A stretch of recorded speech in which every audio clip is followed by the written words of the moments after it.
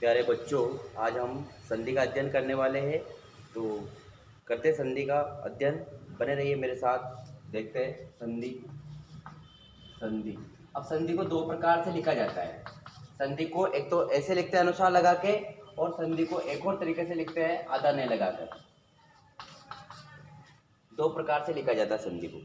एक तो संधि को अनुस्वार लगा के लिखते हैं और दूसरा आधा नहीं लगा के लिखते हैं। तो अब बताओ आप बच्चों कि ये सही है या फिर ये सही है।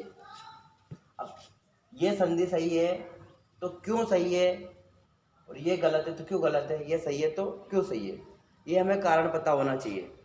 संधि को एक तो ऐसे लिखते हैं और एक ऐसे लिखते हैं, तो क्या दोनों सही है, या दोनों सही है तो दोनों सही क्यों है।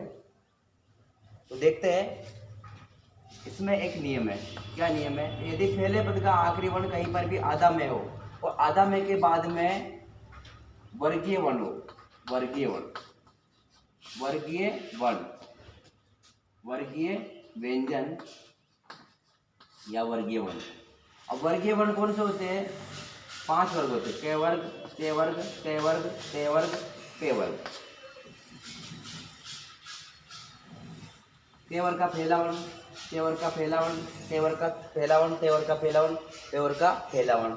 फिर आगे ख, ग, घ और इंगे, च, छ, ज, ज और ये, ट, ठ, ड, ढ और न, ट, ठ, ड, ढ, न, प, फ, ब, भ और न। तो बच्चों ये वर्गीय वर्ण है। मतलब कहने का तात्पर्य ये है कि वर्ग 5 होते हैं, 5 वर्ग होते हैं। के वर्ग, चे वर्ग, टे वर्ग, पे वर्ग और पे वर्ग। 5 वर्ग होते हैं। कितने वर्ग होते हैं बच्चों? 5 वर्ग होते हैं। के वर्ग, चे वर्ग, टे वर्ग, ते वर्ग, पे वर्ग। और एक वर्ग में 5-5 वर्ण होते हैं। मतलब के वर्ग का पहला वर्ण क्या है? के। दूसरा क्या है? ख। तीसरा क्या है? ग। चौथा क्या है? घ। पांचवा क्या है? इंगे। ऐसे ही चे वर्ग का पहला चे, दूसरा छ, तीसरा जे, चौथा जे, पांचवा ये। टे वर्ग का पहला टे, दूसरा ठ, तीसरा ड, चौथा ढ, पांचवा अण। ऐसे ते वर्ग है। ते वर्ग का पहला ते, दूसरा थे, तीसरा दे, चौथा दे, पांचवा ने। फिर पे वर्ग है। पे वर्ग का पहला पे, दूसरा फे, चौथा बे, पांचवा भे, सॉरी, पहला पे, दूसरा फे, तीसरा बे, चौथा भे और पांचवा मैं। ठीक है।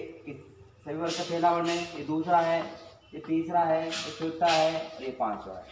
तो क्या नियम है अपना कि पहले पद का आखिरी वर्ण, पहले पद का आखिरी वर्ण, पहले पद का आखिरी वर्ण क्या होगा? आधा में यानी हलंत्यम में। और दूसरे पद का पहला वर्ण क्या होता है? वर्गीय वर्ण।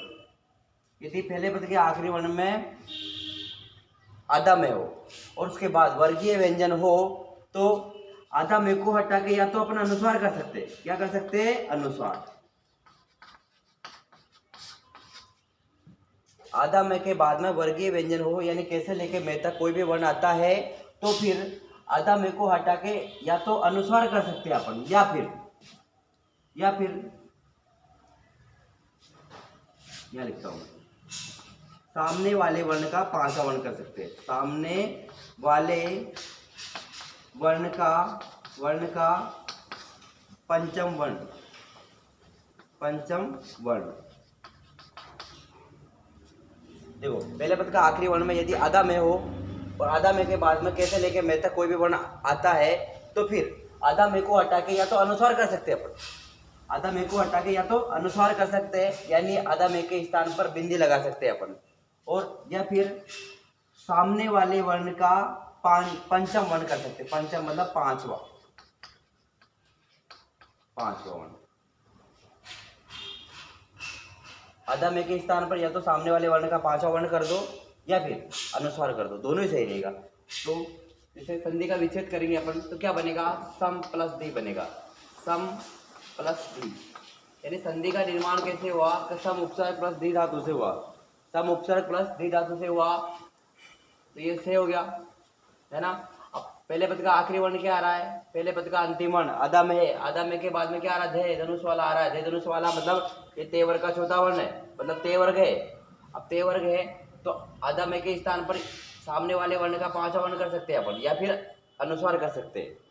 तो सामने वाले वर्ण का पांचवा वर्ण क्या आ रहा है, त थ द ध न, पांचवा वर्ण न है, ये अदम है तो अदन है, तो ये न और ये धी संधि, तो एक तो ये बना, तो ये बिल्कुल सही है। और ये दूसरा दूसरा कैसे सही है, जैसे ऐसा कैसे लिख दिया अपन ने, आदम ए के बाद में क्या आ रहा है, ये वर्गीय वर्ण आ रहा है, वर्गीय वर्ण, तो आदम ए के स्थान पर अपन अनुस्वार कर सकते हैं। फिर क्या बचा, धी, ये धी, तो ये भी सही है, दोनों सही है। अब दोनों क्यों सही है, बताया ना मैंने आपको कि संधि को ऐसे लिखते हैं ऐसे लिखते हैं, तो दोनों ही सही है। अब सही है तो क्यों है वो बता दिया मैंने। तो